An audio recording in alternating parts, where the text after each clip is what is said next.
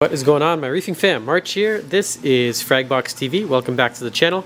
This is what is this? This is a television show here in Toronto, Ontario, and we have a store that specializes in saltwater corals and all this fun stuff. Kind of like spinning. I'm getting dizzy. Ooh, what are we doing today? I'm gonna frag a leather coral. I'm just going through the display tank once every 2 weeks. Stuff kind of collects on the sand bed here. What are you doing, Mr. Conch? And then I go and glue them all back. This tank's doing really well. Yo, get out of here. Did I just see that? Did you guys just see the yellow tank picking at the new Christmas tree worm rocks I've added? Stupid fish. It's looking really good. I'll give you a little bit of rundown on the tank before we jump into the choppy of this massive leather coral. Look at the size of this thing. He's got to go. It's I love it. It's beautiful, but it's just shading out all that area there. It's a custom-made aquarium. If you're looking for one like this in Toronto, we could make it for you. It's 48 inches. I lied. It's 50 inches. 50 inches long. A couple inches make a difference. It's 30 inches wide and it's only 17 inches tall. So I think it works out to be like 80 to 90 gallons the last time I calculated. For lighting, I'm going with the Hydra 32 HDs. Love these lights. We use a lot of different lights here in the store, but I'm really impressed with these ones. We're here on our main coral beds, Radion G4 Pros, a little bit older, but they do the job. The stuff looks really good. Radion G6s over our SPS. Radion G5s over our WYSIWYG tank. Neptune Sky on our Softy Dominated over here. And the Reef Casa Halo over our 12 gallon. So a little bit of everything. Lots of different lights in the store. I've decided to go with the Hydras. I really do recommend them. I love them. I love the app. I love the way the corals look. I love the way they grow. You, mister, I'm keeping a close eye on you. Watch yourself. For flow, 2 AI Nero 5s. Aqualumination. Again, I like the app. On the back corners because I really wanted a wireless look. I didn't want to obstruct this view here with any wire. And for a sump filtration, it's a little bit unusual. I'm actually using a bulldog. So this American bulldog, there's no sump. I'm just kidding. You smell like skimmer, but you're not the skimmer. It's hidden behind here. This actually drains into the basement. And what you don't see underneath the floor is a really big sump. Okay, let us choppy. Why I say choppy? Because that's exactly what I'm going to do. The thing's massive. It went in as a frag, and look at him now. So typically I think of leathers as like medium light, but look at this guy. He's right at the top. He's in line with SPS and acros, and the thing just keeps reaching and stretching for more. He's basically coming, look at this, like right out of the water. Yeah, he could use more light. And I love the piece, but he's just shading out all of this. I'm getting like no par. See this poor leather under here is trying to survive in his shadows. Even the acro's getting kind of shaded over here. The torch coral is maybe half shaded. I lost the blasto over here that I was in love with, the Kenya tree. So by taking that piece out, I'm really gonna open such a large piece of real estate in the canopy, and the light's gonna be able to come down. You see how it's kind of like dark over here? Yeah, he's gotta go. And it's really easy to frag. If you ever wanna try fragging corals, you can grab these off our website. These are some stainless steel scissors. I'll link it in the description below, and we ship them internationally if you want a pair. Any scissors will really work. Just keep them clean. I like these ones. They're surgical grade, and they do a great job. I just want to show you look at my little mushroom collection that's coming along. I'm starting a little mushroom garden down here. So whenever I see a cool one come through the shop, like this, or like this one's really funky, I'm starting to add them, keep them, collect them. Look at this one. And I'm trying my hands at this little carnation coral. Yeah, let's see. He looks good. Polyps are out. That's a good sign. Okay, let's see if I can do this with my hand on the camera. He is, oh, you know what? It might come off pretty easy. You know, see all this stuff that's coming out? They do release a little bit of toxin, so I do want to frag him outside of the tank. And I'm gonna run some carbon actually after I pull him out. Oh, he's really in there. You can see right there. This is where he started from a little itty bitty frag, and he grew up. Got it. We got it. Check it out. Dun, dun, dun. It's heavy. It's full of water. Bah! Just gonna put him right down on the sand bed for a second. Oh, not on top of you. You're already missing an arm. Get out of here, Mr. Starfish. Sorry, buddy. I want to amputate you. Let him chill right there. So I want to keep a piece to regrow, and I also want to do a couple leathers in here in our 6 gallon Reef Casa Flat 6 Pico.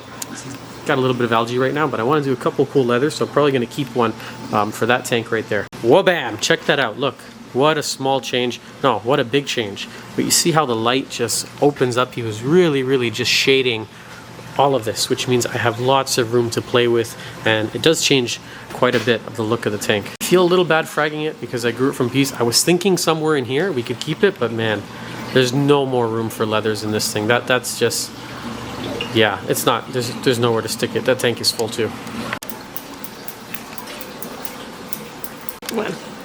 When? Recording? Recording. Okay. Tia is going to be our camera woman. I'm going to show you how easy this is and why I love leather coral. Dump and blump. Why am I doing it in a container separate from the tank? Trick question. Answer. Oh, me? Yeah. Because it releases like a slime that's not good for the tank. Yep. Not good for the other corals. Yeah. And look how easy it is. I'm just cutting.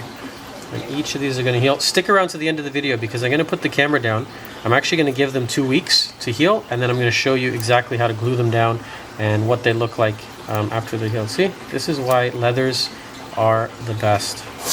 Easy to keep, easy to grow, tolerance of different conditions. They look beautiful, and when it comes to fragging, I don't think there's an easier coral than this. Like literally with your kitchen scissors, choppy. You're getting all that goo coming out. Don't do it with your kitchen scissors. Don't do it with your kitchen scissors. Okay, maybe have Do you see the goo?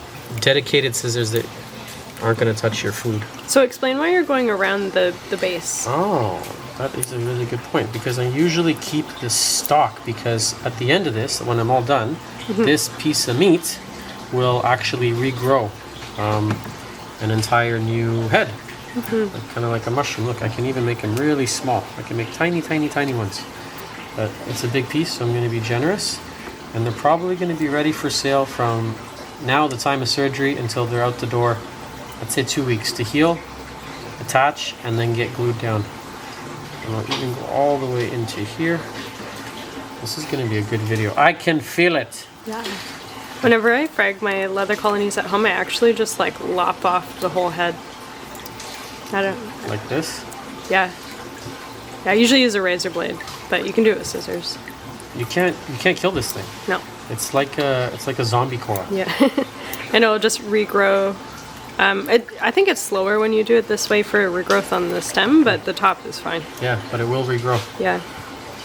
And then how do you do it the way I'm doing it with scissors?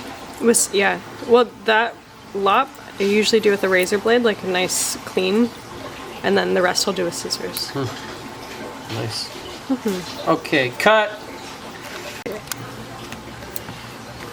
All the goo? All the goo. Look at how many nice little fraggies we're gonna get. Isn't that amazing that corals can do that? These are all gonna one day turn into one of those. Amazing. Not that long either. Maybe like 2 years.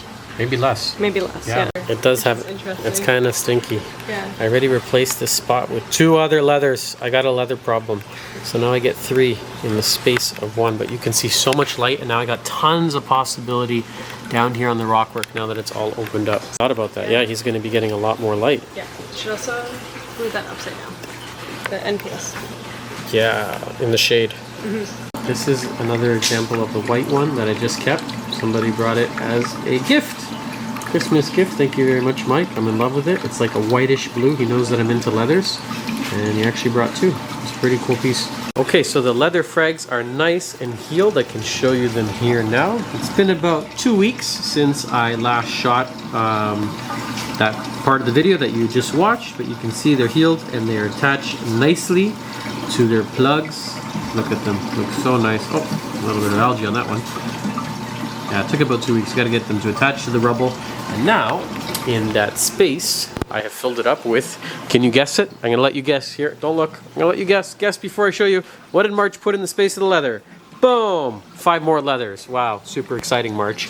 1, 2, 3, 4, 5, 6 more varieties of toadstool, because I just want a really cool toadstool garden.